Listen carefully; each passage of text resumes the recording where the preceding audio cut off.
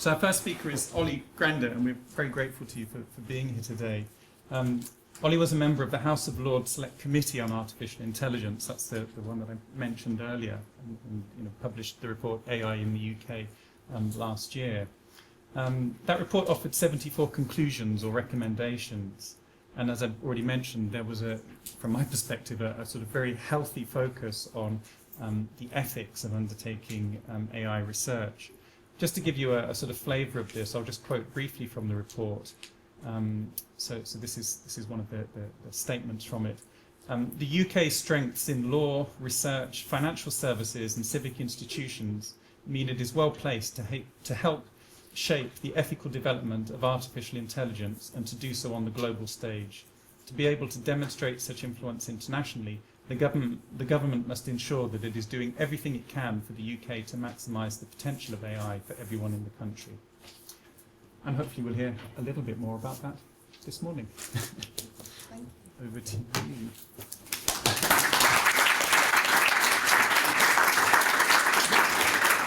And the clicker should work if you want. So, as you see from the biog information, my background is in strategic communications, so not in computer science at all. And I worked for Shelter the charity, and I worked at Number 10 for a bit, and I worked in the corporate sector for a while, and one of my clients was Microsoft, but again, no data science, strictly strategic communications.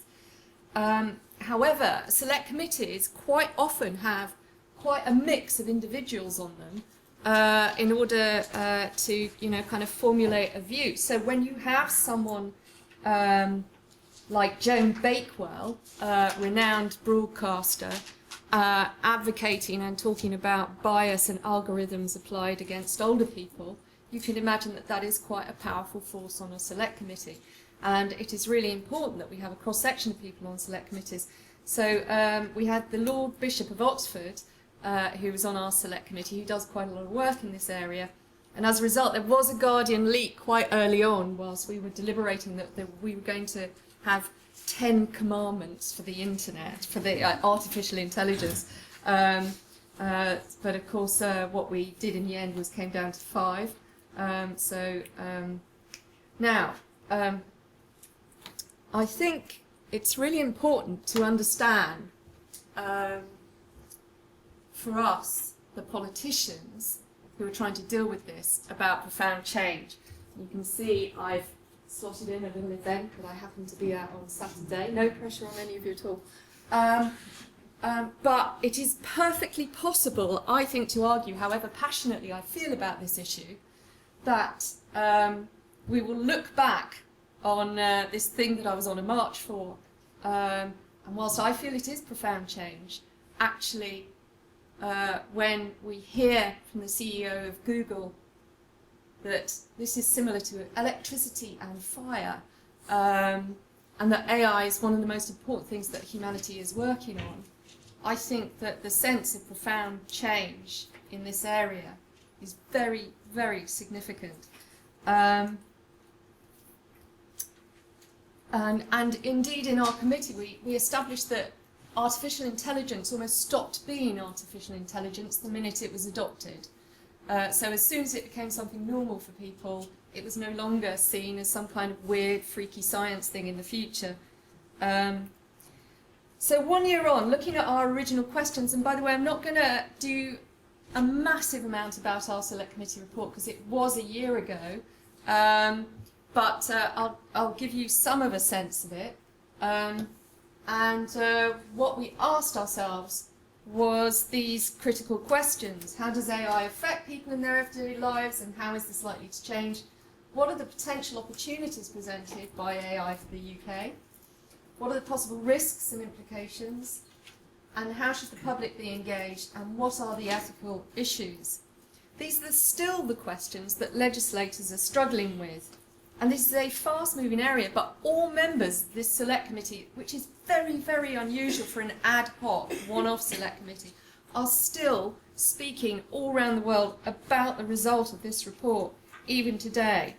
So whilst the report itself didn't focus on AICT in great detail, certainly what it did was make some significant recommendations, especially with regard to ethics, which set some of the parameters of this issue.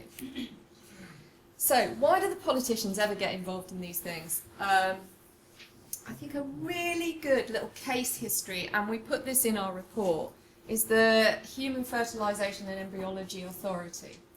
It was established as a result of a kind of very significant debate about how fast technology is moving in terms of fertilisation and embryology.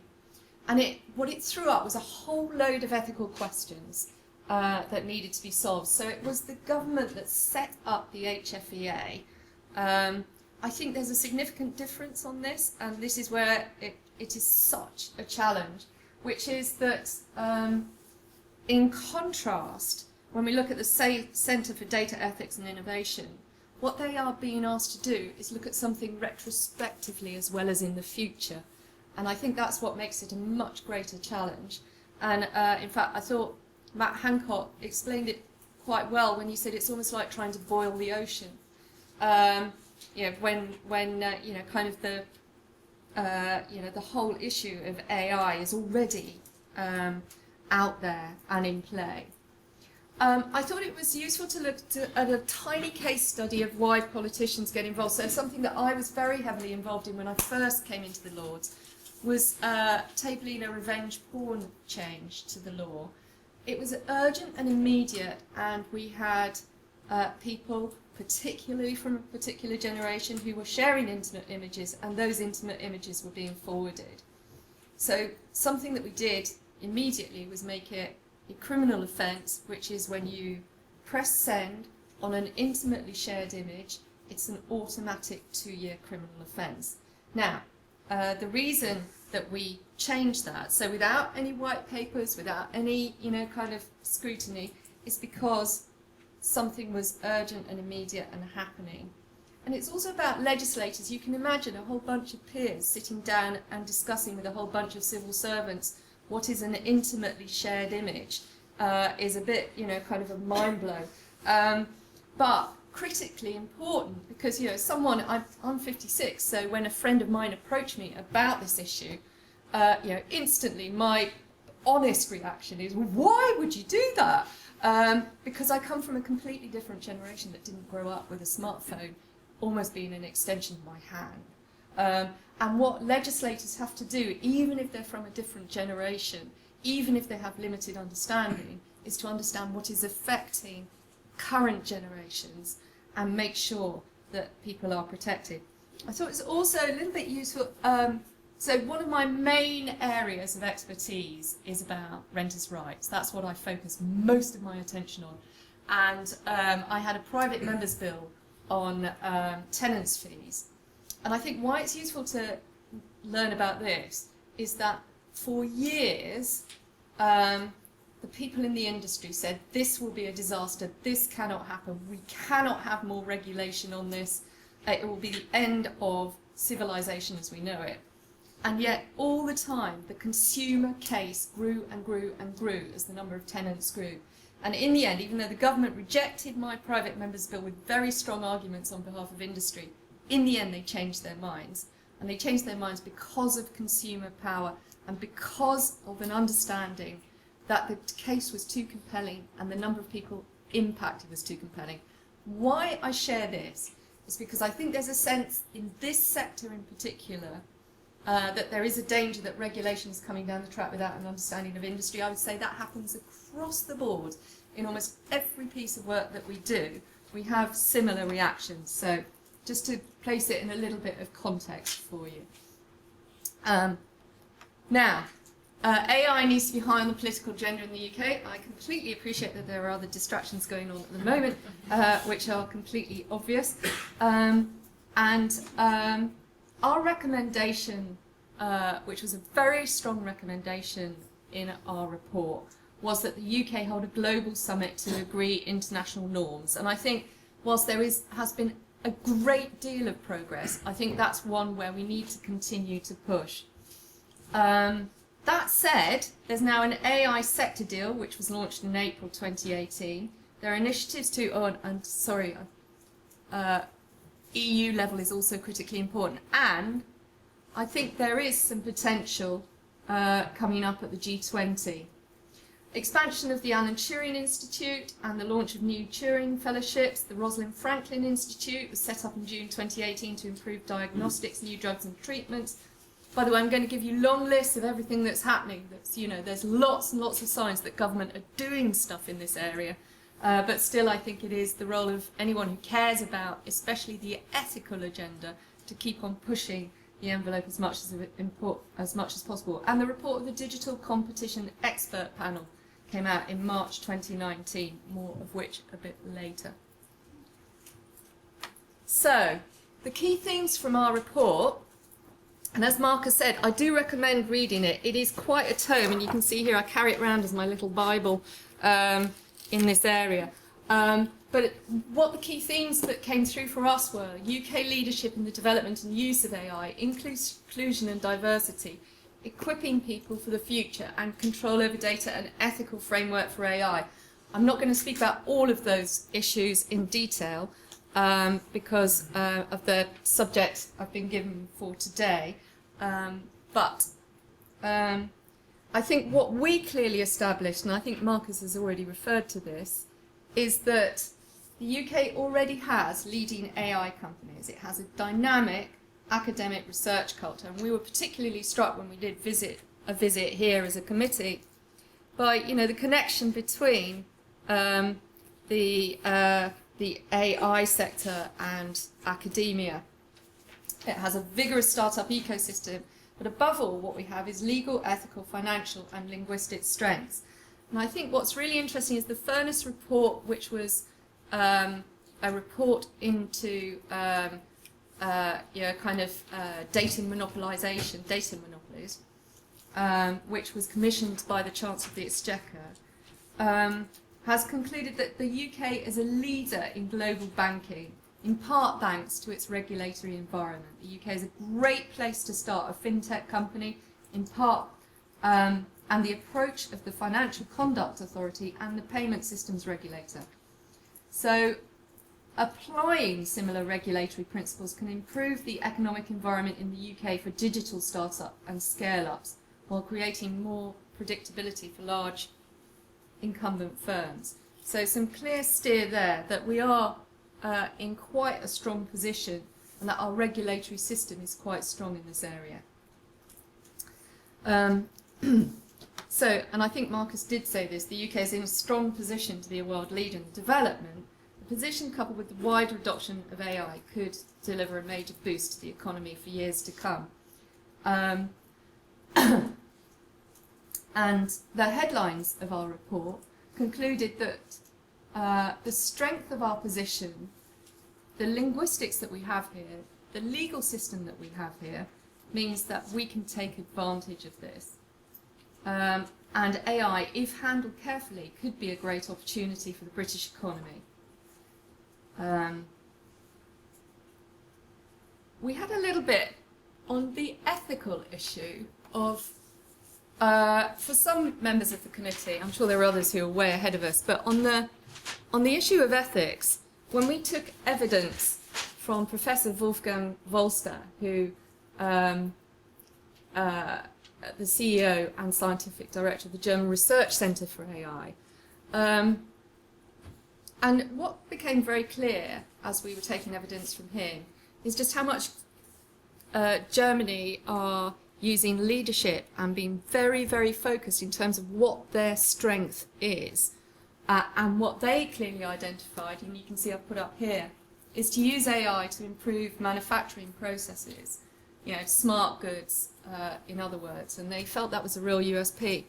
And as we met and deliberated as a committee, we came clearer and clearer in our minds that one of the great strengths that the UK can offer at a global level is on the ethical side.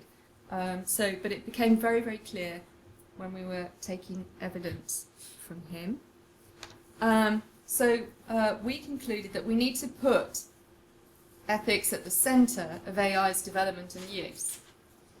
We need to shape it positively, and what we can't do is passively accept its consequences. The precise impact at the moment remains unclear, but in society, in politics and in the economy, it's going to have an impact on all three. So we called for, I think we described it somewhere as a new Magna Carta. So there you are, there's King John signing on a laptop, an ethical framework for the AI code.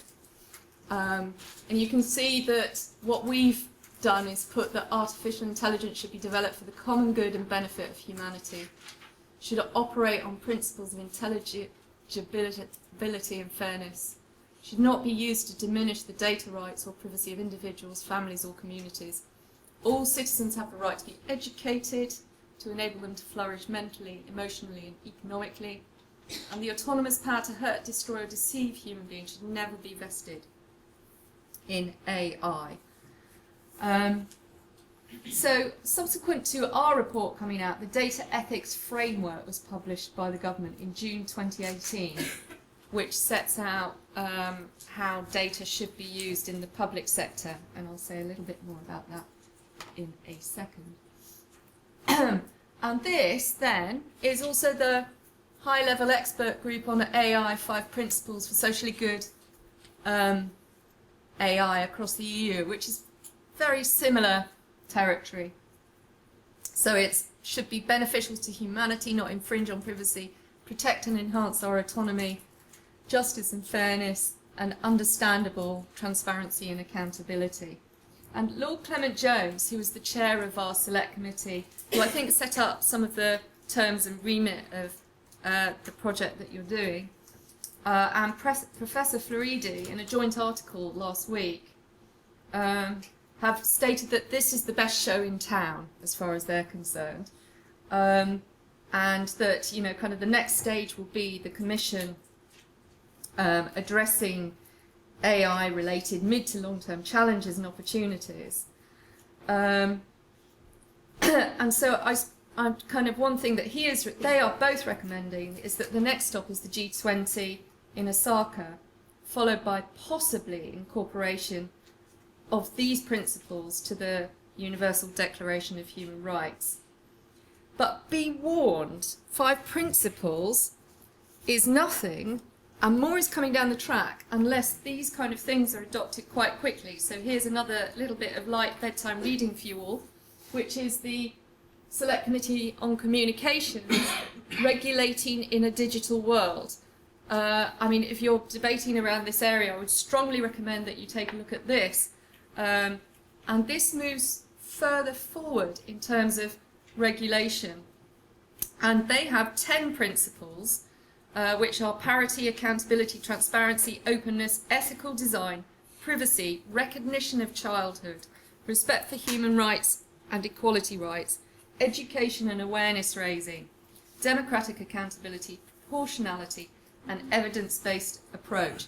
So don't take a note of it, but definitely take a look at the Communications Select Committee latest report online. And if you don't regularly look at this stuff, but you're in this field and worrying about what the politicians are saying, then I would really recommend that you take a look at all the publications that are on the parliamentary website, because there is a lot of information there. So, I think, but we all know, and what our report said is that AI is not without its risks. So it's essential that ethics is considered central to development and use. Otherwise, the public will not be reassured.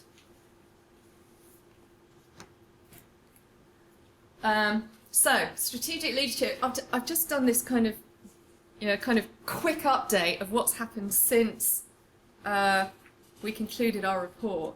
And there is a lot happening, and the government is doing a lot. So when we're talking about what can the government do, actually they are doing quite a lot. So whilst Matt Hancock has left the DCMS and gone to the Department of Health, you will have seen that he's driving quite hard in terms of the AI agenda. We've got leadership through the AI Council. I'm not going to read out all of this. You'll get the slide at the end, I'm sure. We've got the Office for AI, Innovate UK. I was at the launch last week for the Centre for Data Ethics and Innovation, and I know we'll hear more about that later. There's the Digital Charter, which is a rolling programme, and there's the National Data Strategy. So there is a wealth of stuff that is happening in this area, and almost keeping up is a struggle. Now, where I worry about this kind of thing, and I noticed that the APPG, the All-Party Parliamentary Group on Artificial Intelligence, expressed this concern, is that when you have a wealth of initiatives, what it is critical to have is very, very strong political leadership at the same time. And as I've already said, there may be other things going on and distractions, but this is about setting foundations for the right kind of sector on this in the future, and a long time in the future. So equipping people for the future is my next slide, not surprisingly. And this is stuff that's contained in the report, and I'm conscious that I'm coming towards the last 6 minutes of my time, so I'm going to speed up a wee bit. But there will be many jobs that will be enhanced. We need significant government investment in skills. Retraining will be a lifelong necessary. Now, on education, I mean, something that we concluded as part of our report was that actually the current curriculum is in quite a good place. What it is missing is some of the ethical issues. So, for instance, some schools at Key Stage 1, that's primary, that's very, very young, are introducing some of the kind of humanities issues because children need to be able to learn to question the information they're in receipt of. So philosophy might be taught to children as young as 5 or 6. It's a different kind of philosophy. It's not what we understand by philosophy. But it is about being able to question information that is coming to you. Because for a whole generation are growing up in a very, very different age from what any of us in this room understand as education. It still astounds me that my 13-year-old doesn't own a single textbook. I find that really hard to understand. But he doesn't. He literally doesn't have a single textbook. Hasn't since he started secondary school. It's just a different way, a different style of learning. And so something that we pushed quite hard was the need to invest in this area. And again, I would say that the government are doing quite a bit in this, but they don't want to change the curriculum because there has been a recent change in the curriculum. So they're kind of waiting for that to bed down and then see if they might introduce some change. Was their response to our recommendations on that. I think you're all very familiar with this, but not replicating the past is such a huge challenge. So government is asking the CMA to scrutinise transparency of, say, Google and Facebook. What I worry about is whether or not it's applying that to itself in terms of the public sector. So Durham Police, for instance, are using algorithmic predictions about reoffending. You know, this is something that has come up with North Point in Florida. And I'm sure that other speakers will talk about the bias issue. But also the CDEI is doing a bias review, and it's looking at bias in financial services, local government, recruitment, crime and justice, and it's using the basis of it for the Equality Act. Now, if you're a woman involved in politics, you're still waiting for the Equality Act to come online, and if you're in one of the top 150 FTSEs, you're still waiting for the Equality Act to come online, but let's park that for another day, just a little rant of mine. One of the members of the board of the CDEI, Kriti Sharma, and please do take a look at her fantastic TED talk, talks about the bias issue and is driving that forward as a champion of it, and it's a really good watch, well worth taking a look at. inclusion, diversity, transparency and explainability, the prejudices of the past must not be built into automated systems. The government should incentivise the development of new approaches to the auditing of data sets. And there should be voluntary mechanisms to inform consumers when the AI is being used to make significant or sensitive decisions. I'm going to whiz through control over data because I know that others will speak about that, but we made some quite significant recommendations about that. But the world has moved on since then. Cambridge Analytica and the DCMS Select Committee in particular has made that. So disinformation and fake news, which is the House of Commons DCMS report, and that is absolutely essential reading for the whole issue around the ethics of data, particularly the Facebook Cambridge Analytica issue, about which they are, kind of very, very exercised. And as I've said before, there is some new work that has been done on data monopolies, and the Chancellor of the Exchequer has commissioned some work on this. By the way, we've kind of fallen short in terms of those recommendations of the recommendations by Elizabeth Warren in the US, Senator Elizabeth Warren, about breaking up the larger players. But we do, there is a recommendation for a code of conduct for the most significant digital platforms within the Furness report. So I cannot resist a winter is coming slide. Sorry about that, folks. But it just can't be avoided. So is regulation. I think we stopped short of additional regulation in our report a year ago. But since then, so much has been happening. We have the online harms issue, which is becoming much, much more prominent. And I think, as I said right at the beginning, I spent 3 years trying to introduce regulations in tenants' fees and being told it was impossible. And then we did it. And why did we do it? Because the politicians recognised and understood that this is what people who are users of a service were asking for. So, I think it's always quite compelling that. DCMS Select Committee report, as I said before, full enforcement of the current laws is what they want. But also the whole business about data and information, especially when it's about elections, and especially when it's not transparent about where the publication comes from, is something that they have hit very, very hard on. You will not be surprised to hear.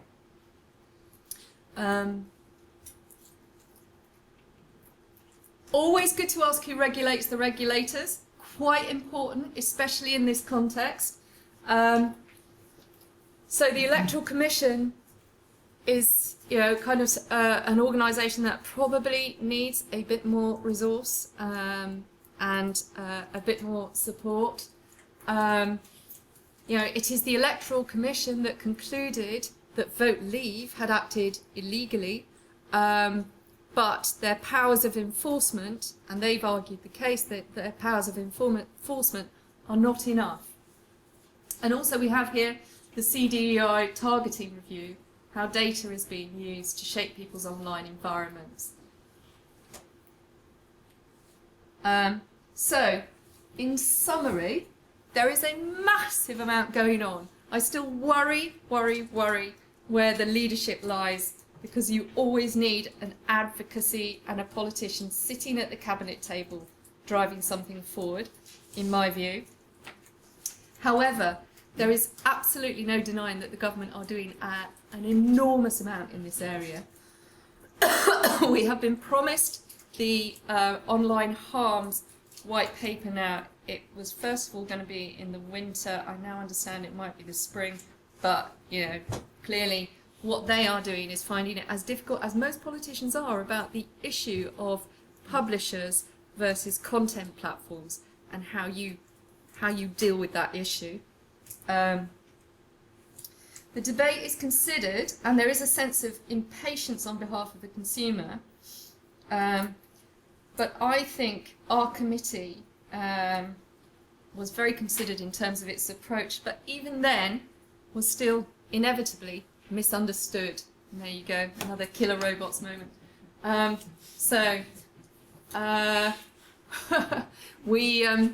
We said that ethics in AI was essential, so the Mail Online thought we meant that killer robots will be taking over the universe unless we get ethical AI.